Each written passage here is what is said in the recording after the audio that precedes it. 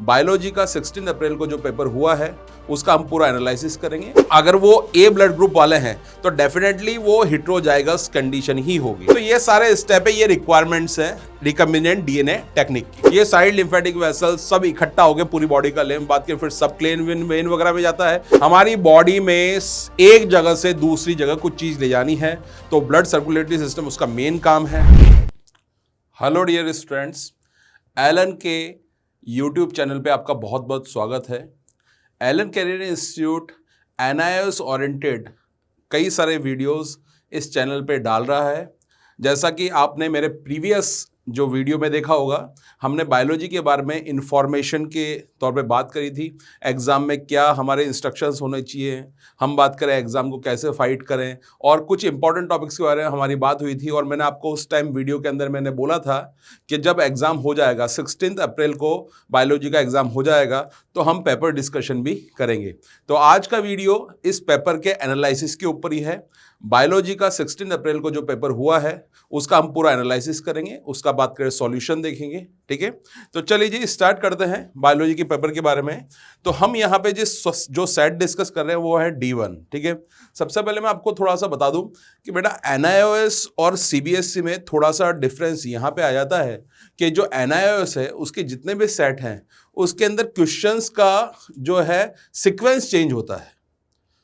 मोर और questions same ही रहते हैं, सिर्फ और सिर्फ सीक्वेंस में आपका चेंज आएगा, लेकिन क्वेश्चन की वैरायटी या क्वेश्चन के डिफरेंट वैरायटी ऑफ क्वेश्चंस में चेंज नहीं आएगा। ठीक है, तो ये एनआईओएस में ये है कि सिर्फ और सिर्फ सीक्वेंस में बात करें जनरली चेंज देखा जाता है। ठीक है, तो अपन बात करें देखते हैं। सबसे पहले डायरेक्ट डिस्कस करते हैं अपन ए सेक्शन से। ठीक है, आप लोग बात करें जिन्होंने एग्जाम दे रखे हैं तो उनको आप लोगों को ये मालूम होगा कि अलग अलग सेक्शंस में किस किस टाइप के क्वेश्चंस आते हैं। तो पहला सेक्शन जो हम देखते हैं वो है सेक्शन ए। इसमें एमसीक्यूज बात करें देखे जाते हैं। ठीक है, मैं थोड़ा थोड़ा कंपैरिजन भी आपको बता रहा हूं। सीबीएसई के अंदर अगर बात करें तो सीबीएसई के अंदर डिफरेंट वैरायटी ऑफ क्वेश्चंस बात कर देखने को मिलते हैं पहले सेक्शन में एमसीक्यूज के अंदर। यहां पर एमसीक्यूज में स्ट्रेट फॉरवर्ड क्वेश्चन देखने को मिलेंगे, बहुत ज़्यादा डिफरेंट वैरायटी के एमसीक्यूज यहां पे देखने को नहीं मिलेंगे। ठीक है, स्ट्रेट फॉरवर्ड क्वेश्चन देखते हैं। सबसे पहले से चालू करते हैं अपन। Generally reproduction in amoeba is by, तो आंसर बात करें यहां पे जाएगा आंसर ए। ठीक है, second question, Taenia possesses suckers and hooks since it is। ठीक है, तो ये है पैरासाइट। पैरासाइट बात करें कैप्चर करता है होस्ट के ऊपर, तो उसके ऊपर बात करें उसको फूड वगैरह लेना है। ठीक है, उसको सर्वाइव करना है, थ्राइव करना है, तो यहाँ पे इसको ये दोनों चीजों की जरूरत पड़ती है, सकर्स एंड हुक्स की। ठीक है, नेक्स्ट है heparin helps in clotting of blood is secreted by. Heparin कहाँ से रिलीज होता है? मास्ट सेल से बात कर रिलीज होता है, अपन सबको मालूम है, बहुत ईजी है।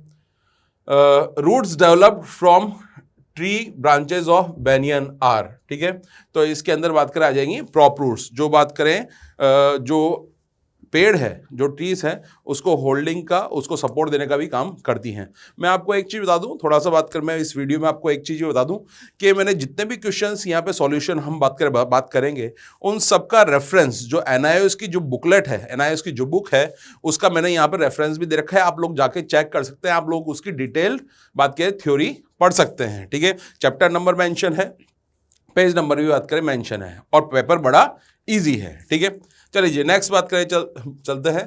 नेक्स्ट है in tulsi the arrangement of leaves is. ठीक है, तो डेक्यूसेट अरेंजमेंट में बात करें ये लीव्स पाई जाती है। ठीक है, next chlorophyll A in photosystem 1 has the maximum absorption of light at. First बात करें इसका आंसर होगा 700 बात करें नैनोमीटर की लेंथ की बात करें, वेवलेंथ की बात करें। ठीक है, चलिए जी plants do not need oxygen carrier like animal since. Plants में बात करें ऑक्सीजन कैरियर की नीड क्यों नहीं होती एनिमल्स के लिए? क्योंकि बात करें ऑक्सीजन रिक्वायरमेंट इज लेस। ठीक है, next mature follicle in ovary is called, it is called Graafian follicle, बात करें आंसर आ जाएगा डी। फिर the part of the male reproductive system which stores sperms is. ठीक है, एपिडिडाइमिस, नरिशमेंट भी बात करें स्पर्म्स का यहीं पे होगा। ठीक है, next a character controlled by many genes have cumulative expression, this inheritance is called polygenic. ठीक है, कई सारी जीन से एक ही बात करें कैरेक्टर कंट्रोल हो रहा है, तो उसके बारे में सी आंसर बात करें यहाँ पे जाएगा पॉलीजेनिक। ठीक है, genes which are expressed all the time in all cells, ठीक है, ये बात कर एनआईएस की बुक की ही बात कर लाइन है, यहाँ पे हाउस कीपिंग जीन्स आंसर जाएगा। नॉर्मल सेल्स को मेंटेन करने के लिए, जो बेसिक चीजों को मेंटेन करने के लिए सेल्स में हाउस कीपिंग जीन्स प्रेजेंट होती हैं, ठीक है। The nature of seed that enables the plant to survive under unfavourable condition, unfavourable condition में जो है सीड है वो डॉर्मेंसी में चल जाता है, तो आंसर जाएगा B. A child frequently suffers from night blindness, ठीक है, जब भी नाइट ब्लाइंडनेस की बात करते हैं सबसे कॉमन चीज होती है कि विटामिन ए की डेफिशिएंसी बात करें होती है, ठीक है, उसी के बारे में यहाँ पे पूछ रखा है। तो उसको सही करने के लिए अपन क्या यूज करेंगे, include carrot and green leafy vegetables, ये सी, इसको अपनी डाइट में इंक्लूड करेंगे, ठीक है, C option. An athlete is advised to eat bananas immediately after exercise because bananas, ठीक है, याद रखना सिंपल शुगर का बहुत अच्छा सोर्स, सिंपल बात करें जो कार्बोहाइड्रेट्स का बहुत अच्छा सोर्स है बनाना, और ये provide quick energy due to carbohydrates, बात करें ये सी आंसर जाएगा, ठीक है। Pregnant women are advise for taking iron tablets to prevent, simple सी बात है कि जो आयरन है वो एक बात करें बहुत क्रिटिकल और बात करें सबसे मेन कंपोनेंट है हेमोग्लोबिन बनाने का, अगर आयरन की कमी है तो लो हेमोग्लोबिन की कंडीशन देखी जाएगी, जो है सी। Somatic gene therapy involves, gene therapy gene को सही करने के लिए होती है, डिफेक्टिव जीन्स को बात करें हटा के बात करें जो नॉर्मल जीन है उनको अपन लगा सकते हैं, तो ये जीन थेरेपी के अंदर देखा जाता है। तो correction of defective gene in body cell, इसका आंसर जाएगा बी। नेक्स्ट अब बात करें सेक्शन बी की। सेक्शन बी के अंदर बात करें हम देखते हैं ऑब्जेक्टिव टाइप के क्वेश्चंस, ठीक है, जनरली बात करें एक आध वर्ड में बात करें इसका आंसर देना रहता है। देखिए आप, give one word for each, organism feed on dead organic matter, dead organic matter के ऊपर स्कैवेंजर्स या डीकंपोजर्स बात करें फीड करते हैं। Structure in which cellular respiration takes place in bacteria, bacteria में प्लाज्मा मेम्ब्रेन के इनवर्ट जो प्रोजेक्शंस होते हैं जिनको अपन बोलते हैं मीजोजोम्स, तो वो इसका आंसर बात करें यहां पे जाने वाला है, ठीक है। Question number 18 match the following type का क्वेश्चन है, ठीक है, तो यहाँ पे मैच द फॉलोइंग अगर देख लें तो बात करें सबसे पहले प्रॉप रूट्स पाई जाती है, बात करें प्रोवाइड प्रॉप रूट्स का फंक्शन क्या होता है, अभी बनियन ट्री में भी अपने बात करी, वो है प्रोवाइड सपोर्ट। स्टिल रूट बात करें जो है ये इसका है स्ट्रॉन्ग एनकरेज, मैंग्रोव प्लांट्स का एग्जांपल याद रखें, एनकरेज मतलब ग्राउंड को पकड़ के रखने वाला जो चीज है वो ये क्रिएट करेंगी। न्यूमेटोफोर्स, न्यूमो वर्ड बात करिए यूज किया जाता है बात करें रेस्पिरेशन वगैरह से, ठीक है, तो ये रेस्पिरेशन से रिलेटेड होंगी। हॉस्टोरिया सकिंग ऑफ फूड बात करें इससे रिलेटेड होगा, ठीक है। चलिए जी next, fill in the blanks by choosing the words from bracket, phyllode है और फिलोक्लैड है, स्पाइंस है और स्टेम है, ठीक है, दो ही यहाँ पे फिल इन द ब्लैंक्स दे रखे हैं। The process of photosynthesis in opuntia takes place by, तो इसका आंसर जाएगा phylloclade. Which are the modification of stem, stem का मॉडिफिकेशन ये होता है। ओपिनिशिया को याद करो, कैक्टस याद रखो कॉमन नेम, ठीक है, उसके अंदर स्मूथ जो स्टेम पाया जाता है ग्रीन, वो फोटोसिंथेसिस का भी काम करता है, ठीक है, तो ये जीरो फाइट्स की कैरेक्टरिस्टिक है, आप लोगों को मालूम होनी चाहिए, ठीक है, तो फिलोक्लेड और स्टेम यहाँ पे आंसर जाएगा, ठीक है। चलिए ये डायग्राम की बात करें, बड़ा सिंपल सा डायग्राम है, ठीक है, identify sepal and stigma in the given diagram, ठीक है, तो ये तो है सेपल हो गए, ये सेकंड नंबर पे बात करें सेपल हो गया, ठीक है, और फीमेल रिप्रोडक्टिव जो पार्ट्स है वो है बात करें स्टिग्मा, जो ये 6 नंबर पे वहाँ पे ऊपर शो हो रखा है डायग्राम में, तो ये बात करें स्टिग्मा कहलाएगा, ठीक है। चलिए जी कंप्लीट द टेबल को कंप्लीट करते हैं। यहाँ पे बात करें तीनों चीजों को, तीनों सेक्शंस को अपन को देखना पड़ेगा। ये ब्लड ग्रुप है, एंटीजन है, एंटीबॉडी है। सबसे वाले सेक्शन में एंटीजन की बात करें तो इस ब्लड ग्रुप में ए और बी दोनों एंटीजन है। जब दोनों एंटीजन प्रेजेंट रहते हैं, ठीक है, दोनों एलिल्स बात करें प्रेजेंट रहती हैं, तो अल्टीमेटली अपन बात करें यहाँ पे ब्लड ग्रुप की बात करेंगे ए बी ब्लड ग्रुप आएगा। लेकिन ए बी ब्लड ग्रुप में क्या एंटीबॉडीज होती है? नहीं होती, एंटीबॉडीज मिसिंग होगी। तो यहां पे अगर देखें ब्लड ग्रुप ए बी है, एंटीबॉडी नो एंटीबॉडी, ठीक है। अब बात करें नेक्स्ट वाले की बात करें तो यहां पे ए और बी एंटीबॉडी है। अगर ए और बी एंटीबॉडी अगर ब्लड में है या बन रही है तो इसका मतलब उसके पास ए और बी एंटीजन नहीं है, ठीक है। तो यहां पे कोई एंटीजन नो एंटीजन, ठीक है ना, एंटीजन यहां पे नहीं रहेगा। और जब ब्लड ग्रुप के पास एंटीजन नहीं है तो अल्टीमेटली ब्लड ग्रुप क्या होगा? O blood group. तो यहां पे ब्लड ग्रुप ओ आ जाएगा, ठीक है। Next, write the phenomena occur in plants in reference to these factors. Temperature और लाइट, ये दो फैक्टर्स रखे, इनकी ये कैसे इफेक्ट करते हैं प्लांट्स को, ठीक है। तो टेम्परेचर की बात करें तो very high and very low temperature affect the rate of photosynthesis adversely. Simple सी बात है, अगर बात करें बहुत हाई टेम्परेचर बात करें बढ़ जाएगा तब भी बात करें प्रॉब्लम है, और बात करें अगर लो टेम्परेचर हो जाएगा तब भी बात करें यहां पे प्रॉब्लम देखी जाएगी। ऐसे ही लाइट की बात करें तो जैसे जैसे लाइट की इंटेंसिटी बढ़ती जाएगी वैसे वैसे डायरेक्टली प्रोपोर्शनल है यहां पर बात करें फोटोसिंथेसिस की रेट, ठीक है। तो यहां पे ये लिखा जाएगा इंटेंसिटी ऑफ लाइट बढ़ती जाएगी तो वैसे वैसे फोटोसिंथेसिस भी इंक्रीज होता चला जाएगा, ठीक है। चलिए जी, where do you find these, ठीक है। आर्कियोसाइट्स हैं, मशरूम ग्लैंड्स हैं, ठीक है। आर्कियोसाइट्स अपन को बात करें देखने को मिलते हैं स्पंजेस में ठीक है। और ये क्या बोलते हैं टोटिपोटेंट स्टेम सेल्स बात करें इनको भी बोला जाता है, ठीक है। और मशरूम ग्लैंड्स जो है, मशरूम ग्लैंड्स बात करें पाए जाते हैं बात का कॉकरोच में, ठीक है। तो ये accessory reproductive glands of male है, ठीक है। चलिए नरिशमेंट का काम करते हैं स्पर्म को, ठीक है। A child has O blood group while both parents having A blood group. Explain how this is possible. देखो अगर चाइल्ड का ब्लड ग्रुप O आ रहा है, ठीक है, तो डेफिनेटली बात करें जो पेरेंट्स हैं अगर वो ए ब्लड ग्रुप वाले हैं तो डेफिनेटली वो हेटेरोजाइगस कंडीशन ही होगी, ठीक है। हेटेरोजाइगस कंडीशन मतलब यहां पे ये दो एलिल्स मिल रही है, एक ए दूसरी ये बात करें ओ, ठीक है। यहां पे भी ए दूसरी है ओ, ठीक है। तो अगर मान लो यहां पे ये जो दोनों एलिल्स हैं ओ वाली अगर ये दोनों साथ में अगर चाइल्ड में आ जाती हैं तो चाइल्ड का ब्लड ग्रुप क्या बनेगा ओ, ठीक है। तो ये कंडीशन हो सकती है जब पेरेंट्स हेटेरोजाइगस कंडीशन में हो। चलिए जी, classify the following as lentic and lotic ecosystem. ये चारों चीजों को अपन को क्लासिफाई करना है, बड़ा सिंपल सा है। देखो सिंपल सा है, जहां पे स्टैग्नेंट वाटर है, स्टिल वाटर है तो वो लेंटिक होगा, जहां पे फ्लोइंग है, फास्ट फ्लोइंग है वाटर की वो क्या है लॉटिक होगा। तो अल्टीमेटली लॉटिक को देखो रिवर स्ट्रीम आ गया, लेंटिक क्या आ गया पॉन्ड एंड लेक आ गया, ठीक है। चलिए जी, complete the sentence by fill in the blanks, ठीक है। Menstruation ceases for a long as the women is pregnant, बिल्कुल सही बात है। The hormone responsible for this is, पूरी प्रेगनेंसी के अंदर प्रोजेस्टेरॉन का जो लेवल है वो हाई चलता है ताकि बात करें जो एंडोमेट्रियम वो स्ट्रांग बनी रहे, इम्प्लांटेशन प्रॉपरली बात करें बना रहे, ठीक है ना, वो डिटैच वहां से एम्ब्रियो ना हो, ठीक है। Produce first by corpus luteum, पहले कॉर्पस ल्यूटियम बात कर बनाएगा और फिर बाद में ये काम कौन करने लग जाएगा प्लेसेंटा बात करने लग जाएगा। तो प्रोजेस्टेरॉन और प्लेसेंटा यहां पे आंसर जाएगा। Next, complete the sentence by filling the blanks. Streptomycin is used against few pathogens and hence जब कोई भी बात करें एंटीबायोटिक फ्यू पैथोजेंस के लिए काम की जाती है तो उसको नैरो स्पेक्ट्रम बोलते हैं, ठीक है। और वास्ट वैरायटी ऑफ पैथोजेंस के लिए काम कर रही है, वास्ट वैरायटी ऑफ बैक्टीरिया के लिए काम कर रही है तो उसको हम क्या बोलेंगे ब्रॉड स्पेक्ट्रम, ठीक है। तो वेरेज dash is a broad spectrum antibiotic, कोई सी भी अपन नाम लिखते हैं, जैसे बात करें लेट से अगर मैं बोलूं टेट्रासाइक्लिन तो टेट्रासाइक्लिन एक ब्रॉड स्पेक्ट्रम एंटीबायोटिक होती है, ठीक है।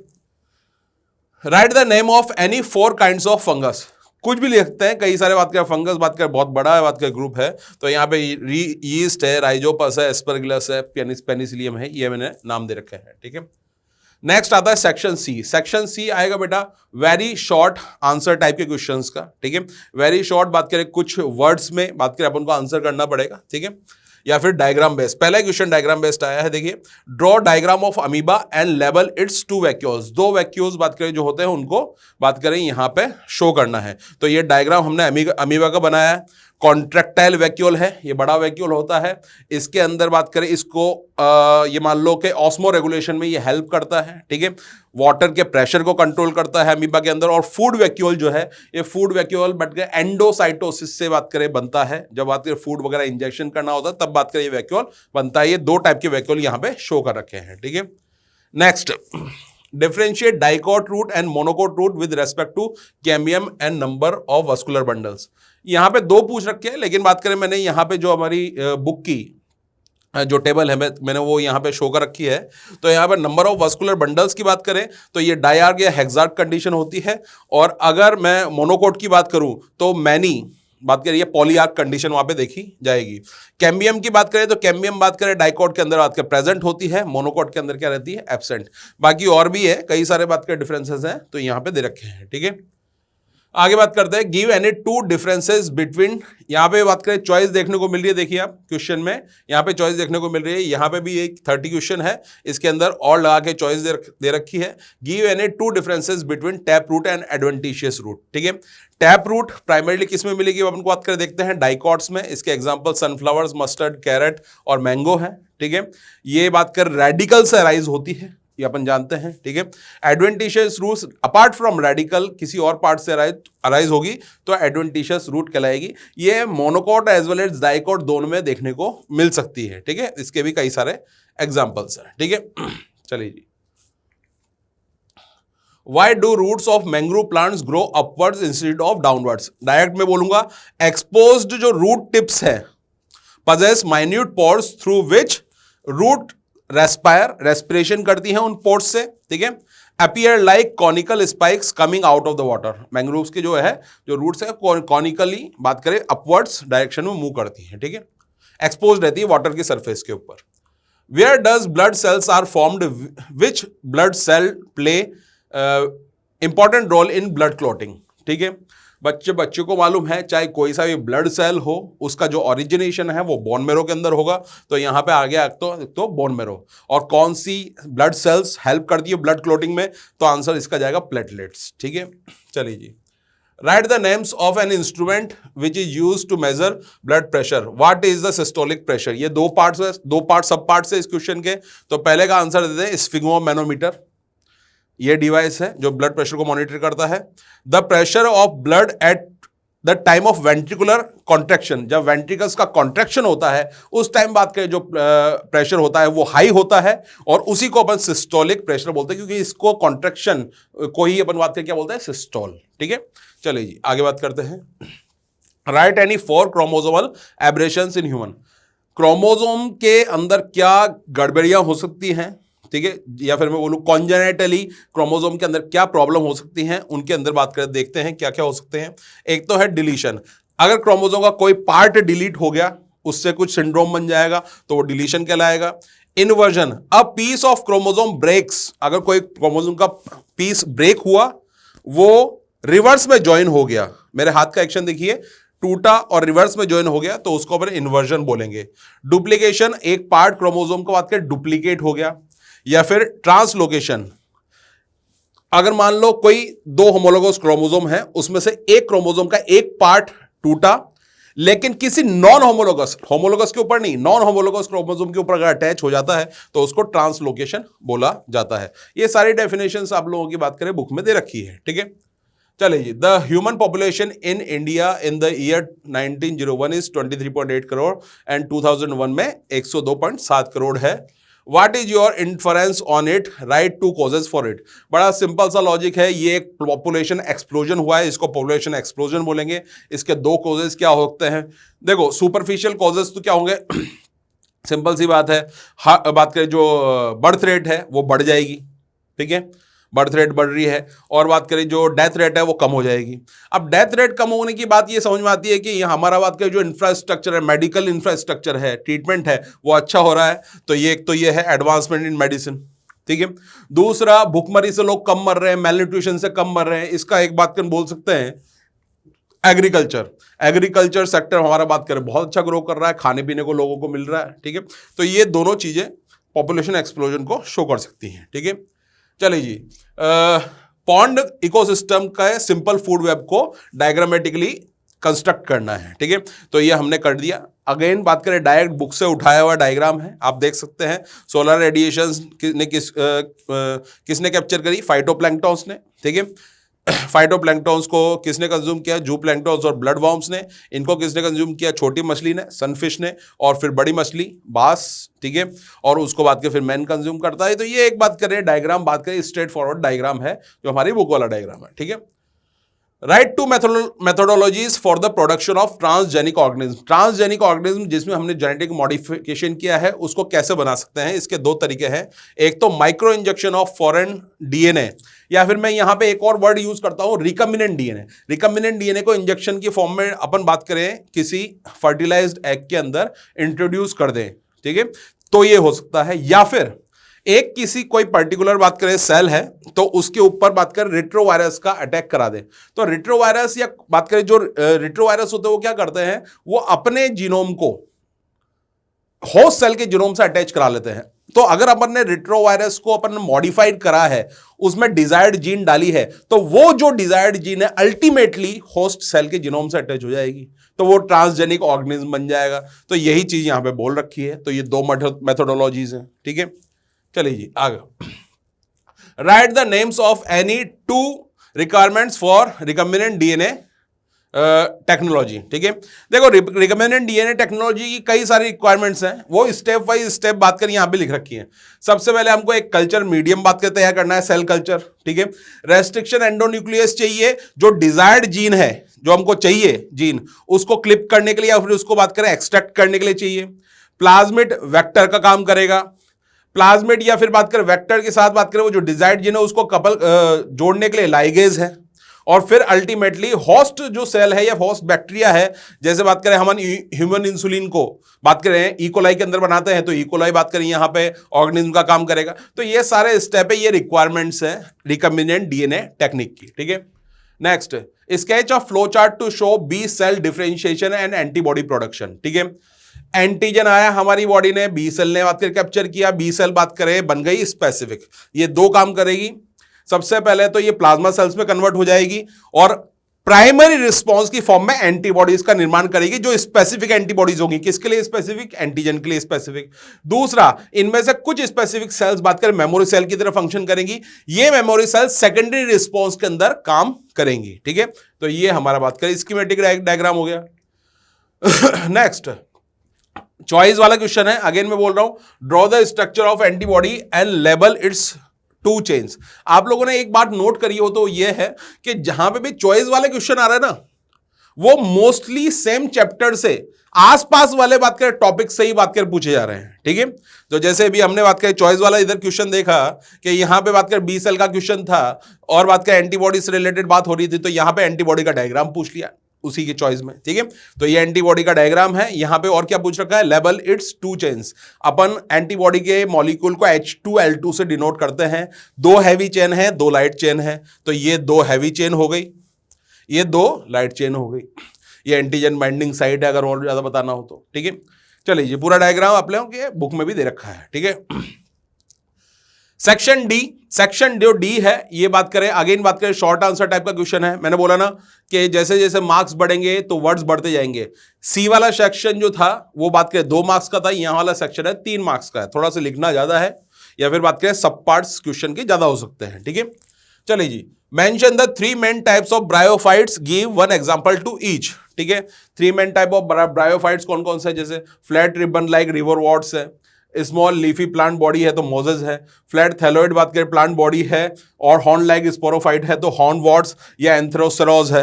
ये बात करें इसके एग्जांपल्स आ गए। तीनों टाइप की बात करें, ब्रायोफाइट्स बात करें बता दी, उसके एग्जांपल भी बता दिए। बॉडी के बेसिस पे ये ब्रायोफाइट्स अलग अलग टाइप के थे, ठीक है ना। ये तो बॉडी वाला पार्ट आ गया और उसके एग्जांपल्स यहां पे आ गए। चलिए जी, write the name of the following dominant generation of pteridophyte. Dominant generation of pteridophyte जो मेन प्लांट होता है वो स्पोरोफाइटिक होता है, डिप्लॉयड जनरेशन होता है डिप्लॉयड। मेल रिप्रोडक्टिव ऑर्गन इसमें कौन सा होता है, एंथेरिडिया होता है, ठीक है। हॉरिजॉन्टल अंडरग्राउंड स्टेम है वो है क्या है, राइजोम है। ये सारे बात करें आंसर, ठीक है। बहुत ही सिंपल है, सिंगल सिंगल लाइन के भी आंसर है, ठीक है। List 3 main function of spinal cord. Spinal cord के 3 मेन फंक्शन क्या है, ठीक है। पहला तो है ब्रेन को हटा दो तो रिफ्लेक्स ये जनरेट कर सकती है, रिफ्लेक्स वाला काम हो गया। दूसरा, ये पाथवे प्रोवाइड करेगी sensory as well as motor. तो sensory pathway conduct sensory impulses from skin और मसल्स, ठीक है, हमारी बॉडी से लेके कहां जाएगी, ब्रेन तक जाएगी। और ब्रेन से जो सिग्नल हमारी मसल्स तक पहुंचने हैं, मतलब मोटर वाला जो स्किल्स वाला पार्ट है, तो वो भी काम करेगी। तो कंडक्ट्स मोटर रिस्पॉन्सेस, ये भी काम है। ब्रेन से कहां पे, ट्रंक या फिर लिम्स तक जाएगा, ठीक है ना। तो ये स्पाइनल कॉर्ड्स के काम हो गए। Next, compare tropical rain forest with temperate deciduous with respect to the following factors. ये 3 फैक्टर्स रखे हैं, इनके बेसिस पे डिफरेंशिएट करना है 2 टाइप के जंगलों को, ठीक है।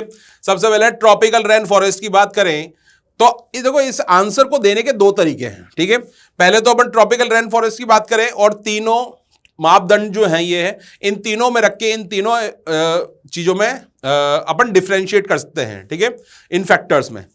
या फिर अपन ये काम करें कि तीनों फैक्टर्स को, जैसे एनुअल रेनफॉल, टेम्परेचर और सॉइल को एक साइड एक कॉलम में रखें, एक कॉलम बनाए ट्रॉपिकल रेन फॉरेस्ट का, एक कॉलम बनाए बात करें अपन टेम्परेट डेसिडुअस फॉरेस्ट का। ऐसा भी कर सकते हैं, जैसा भी आपकी इच्छा हो। मैंने यहाँ पे इस टाइप से कर रखा है, ट्रॉपिकल रेन फॉरेस्ट है, एनुअल रेनफॉल बात करें 200 सेंटीमीटर से बात करें ज़्यादा होती है, टेम्परेचर बात करें यहाँ पे और लाइट इंटेंसिटी वेरी हाई होती है, सॉइल बात करें इसके अंदर ह्यूमस ज़्यादा होता है, ऑर्गेनिक मैटर ज़्यादा होगा, ठीक है।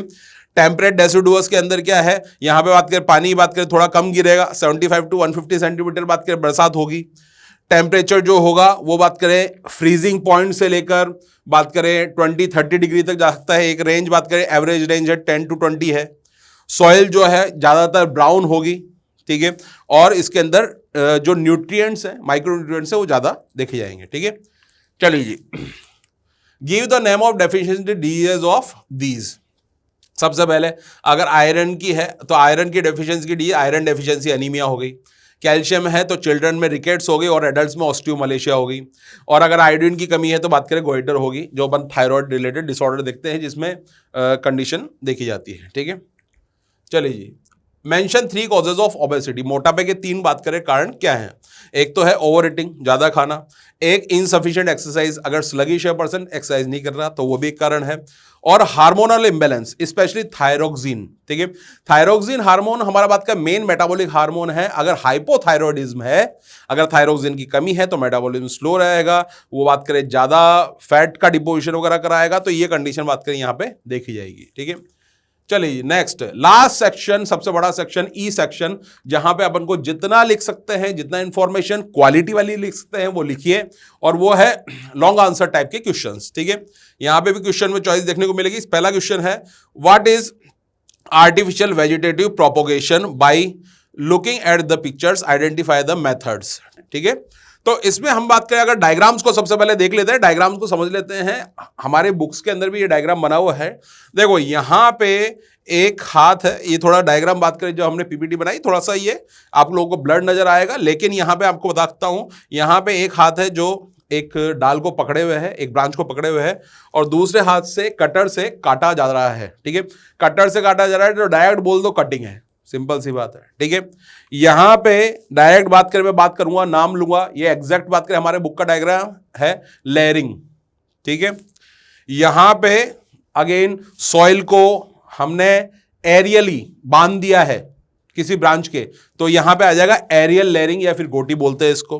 और यहां पे हमने बात करें दो पार्ट्स को, दो स्टेम के दो पार्ट्स को अपन ने आपस में कनेक्ट कर दिया है, तो ग्राफ्टिंग बात करिए, इसको ग्राफ्टिंग बोलते हैं। अब देखते हैं कि ये आर्टिफिशियल वेजिटेटिव प्रोपोगेशन क्या होता है, ठीक है। वर्ड वाइज वर्ड चलो, अपन ने क्रॉप को प्रोपोगेट कराया, वेजिटेटिवली को प्रोपोगेट कराया, लेकिन आर्टिफिशियली कराया, नेचुरल तरीके से नहीं, आर्टिफिशियली, उसी को अपन ने वेजिटेटिव आर्टिफिशियल प्रोपोगेशन बोला। अभी इसको बात करें, मैं बोल के बता दूं, humans have taken advantage of this natural phenomena and have artificially propagated plants vegetatively by using the specialised parts as described earlier or by cutting, grafting, layering. When we use the vegetative parts of the propagating crops or ornamental plants, it is termed as artificial vegetative propagation. 4 type के अभी जो diagram थे उनमें से आपको बता दूं, पहला था कटिंग था, दूसरा लेयरिंग था, तीसरा एरियल लेयरिंग और गोटी था, और फोर्थ था ग्राफ्टिंग, ठीक है। चलिए और लगा के क्वेश्चन में बताया, यहां पे चॉइस देखने को मिलेगी, identify A and be in the given diagram, steps of micro propagation है। तो यहां पे ए जो है बेटा वो कैलस है, और बी है यहां पे इस डिश के अंदर हार्मोन्स है, यहां पे प्लांटलेट्स है, छोटे छोटे प्लांट्स हैं उनको प्लांटलेट्स बोलते हैं, तो वो यहां पे बात कर प्रेजेंट बात कर देखी जाएगा। Write advantage of micro propagation, क्या एडवांटेज है वो लिखना है, और give two example of plants which are propagated by micro propagation, ये ठीक है ना। तो इन सब क्वेश्चन का जवाब देखते हैं। सबसे पहले मैं आपको बताया कैलस है, हार्मोन्स एंड सेल्स, प्लांटलेट्स है।